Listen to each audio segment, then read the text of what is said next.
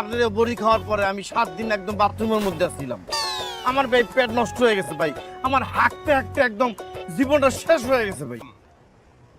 তালি দেন আমার ভাইয়ের জন্য, জোরে তালি দেন।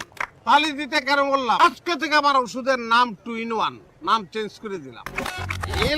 দিলাম কারণ একটা ওষুধে 2টা কাজ। মানুষ লক্ষ লক্ষ কোটি কোটি টাকা খরচ করে ফেলে ওজন কমানোর জন্য, ওজন কমাইতে পারে না।